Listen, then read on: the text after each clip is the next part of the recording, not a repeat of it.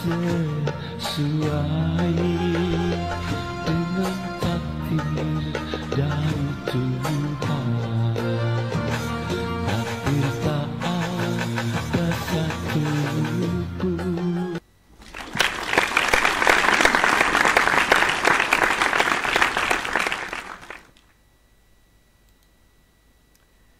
Assalamualaikum warahmatullahi wabarakatuh. Alhamdulillahirabbil alamin. Allahumma shalli ala Muhammad wa ala ali sayyidina Muhammad. Pemirsa, bersua kembali di kanal Hikmatologi, serial mengajak diri kita masing-masing berpikir dengan kelembut cerdasan hati nurani, sehingga kita dewasa kita berperilaku di bumi yang kita cintai. Pemirsa, lahirnya konsep hikmatokrasi tentu saja tidak lepas dari pemikiran-pemikiran terdahulu. Termasuk di dalamnya adalah demokrasi yang digagas oleh sang legendaris Plato. Sebenarnya buku ini bukan karya Plato, tetapi atas kesetiaan dari murid-muridnya yang tercinta, yakni adalah Socrates, yang menjadi narator di dalam karya ini. Di dalamnya ada Glaucon, Adeimantus, Polemarchus, Cephalus, Thrasymachus, dan Cleitophon. Di samping ada beberapa tokoh dialog yang tidak disebutkan namanya di sini. Kemudian, kalau umat Islam sangat mengenal dengan karya sang legendaris mazhab, yakni adalah Imam Syafi'i, di mana itu juga bukan merupakan karya tulis dari seorang Imam Syafi'i, namun adalah kumpulan dialog, ceramah-ceramah, tausiah-tausiah yang disampaikan oleh Imam Syafi'i, kemudian ditulis dengan rapi bagus oleh muridnya dan dinisbahkan kepada Imam Syafi'i. Jadi betapa pemikir-pemikir besar itu tidak pernah luput dari campur tangan murid-muridnya. Pemirsa yang dirahmati oleh Allah, berguru dari Republik Plato, maka kita temukan salah satunya di dalam dialog Socrates dan kawan-kawan tersebut, yakni adalah demokrasi, yang sekarang menjadi sistem pemerintahan yang dipuja-puji oleh seluruh negeri, termasuk Republik Indonesia tercinta. Bahkan seolah-olah demokrasi adalah pemikiran atau sistem pemikiran pemerintahan negara yang sangat sakral, sehingga seolah tanpa demokrasi negara ini bukan negara yang beradab. Padahal kalau kita melihat tuturan dari Socrates dan kawan-kawan, buah pikiran dari dialog yang disampaikan secara mentakjubkan oleh Plato, maka kita harusnya bangga dengan hikmatokrasi.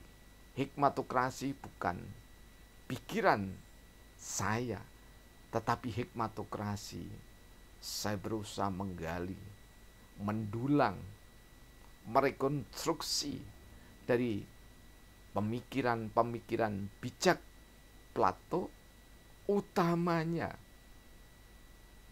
pemikiran-pemikiran bijak dari leluhur Nusantara yang setidaknya sudah diwakili oleh Profesor Supomo, Profesor Muhammad Yamin, Insinyur Soekarno, dan 60 lebih tokoh-tokoh yang mewakili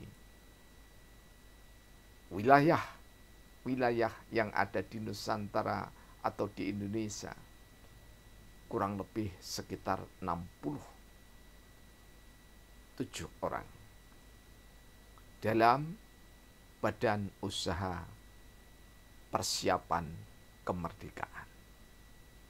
Dan kita kali ini akan mengenang kembali karya monumental Plato di dalam Republik. Khususnya kita akan mencoba untuk merenda apakah sistem demokrasi itu.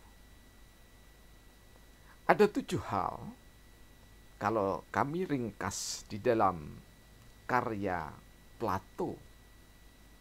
Yang pertama, bahwa demokrasi memiliki semangat yang mulia, yakni membangun sistem pemerintahan secara bersama-sama antara pemerintah dengan rakyatnya, antara Gusti dengan kawulo. Kemudian yang kedua, yang dianggap baik di dalam demokrasi yakni adalah menempatkan semua orang sederajat. Meski disadari bahwa tidak ada atau tidak semua orang, warga negara, penduduk dunia ini yang sederajat. Jika semua sederajat, maka kita tidak akan ada kerjasama, tidak akan ada saling bantu, karena masing-masing memiliki keahlian yang sama, masing-masing memiliki kekayaan yang sama, masing-masing memiliki keilmuan yang sama, masing-masing menguasai teknologi yang sama. Nah, demokrasi menempatkan yang tidak sederajat menjadi sederajat. Ini yang dianggap baik. Dan yang ketiga, demokrasi syarat dengan keragaman. Artinya menerima pemikiran-pemikiran yang beragam. Namun sekaligus di dalam demokrasi syarat dengan kekacauan. Karena berdalih demokrasi, maka tidak jarang manusia harus turun jalan, demonstrasi, demo, syahwat setan, trasi, di organisasi, di tata laksana. Jadi demokrasi adalah syahwat setan yang ditata laksana untuk menyuarakan yang dianggap benar. Yang dianggap benar belum tentu yang benar. Dan yang keempat, demokrasi adalah sistem pemerintahan yang dianggap baik atau yang dianggap menarik. Mengapa menarik? Salah satunya seperti yang saya sampaikan tadi, kata Sokrates dan kawan-kawan, menariknya sistem pemerintahan demokrasi karena orang-orang yang tidak sederajat disederajatkan. Kita ingat salah satu ukuran demokrasi yang paling menelan biaya tinggi, paling menelan resiko jiwa, raga, harta, benda, bahkan infrastruktur, yakni adalah ketika perhelatan kampanye, di mana nanti akan disudahi dengan pemilihan secara massal. Pada saat pemilihan secara massal, guru besar yang berpuluh-puluh tahun berkarya mengabdikan diri di lembaga pendidikan tinggi, syekh yang mengabdikan karyanya di lembaga-lembaga institusi-institusi pendidikan tinggi, derajatnya sama dengan saudara-saudara kita petani, yang buruh tani, yang nelayan, dan seterusnya. Apakah ini sebuah kebaikan? Silahkan hati kita berbicara.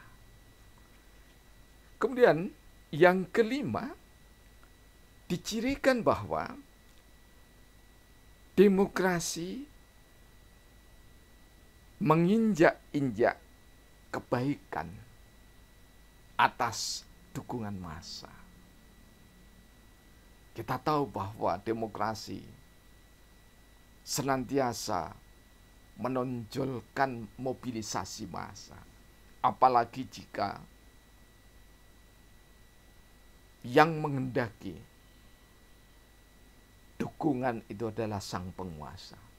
Maka sang penguasa dengan cara apapun akan melakukan mobilisasi massa, agar massa tertarik, agar massa mendukung, agar massa mengeluh-elukan, agar massa memberikan apresiasi, agar massa tidak bisa berpikir kecuali mendukung rancangan perhelatan dari sang penguasa. Kebaikan yang ada di dalam budaya, kebaikan yang ada di dalam peradaban, kebaikan yang ada di dalam sistem kepercayaan, kebaikan yang ada di dalam agama, semua dilalaikan. Bahkan tidak jarang buzzer menistakan demi untuk mewujudkan dalih demokrasi. Dan yang keenam, demokrasi yang jelas adalah pemuja kebebasan. Freedom adalah keniscayaan bagi masyarakat demokrasi. Tak ada yang terbaik kecuali kebebasan. Namun, justru di era demokrasi itu sendiri, seringkali sekedar beda pendapat, tidak sepakat, maka dianggap musuh. Dan setiap orang yang tidak sepakat dianggap musuh. Yang terakhir, yang ketujuh adalah dari demokrasi yang menganut kebenaran massal melahirkan tirani. Karena itu beralasan jika demokrasi direkomendasikan oleh Plato, Socrates sebagai sistem pemerintahan terjelek kedua di bumi ini. Pemirsa yang dirahmati oleh Allah Subhanahu wa ta'ala, lengkap sudah ciri utama demokrasi dengan 9 pilarnya, di mana yang paling buruk yakni adalah justru demokrasi melahirkan tirani, di mana tirani nanti akan kita bicarakan insya Allah pada sesi yang berikutnya. Simpul, sederhana, kami ambilkan dari halaman 246 karya Plato, The Republic.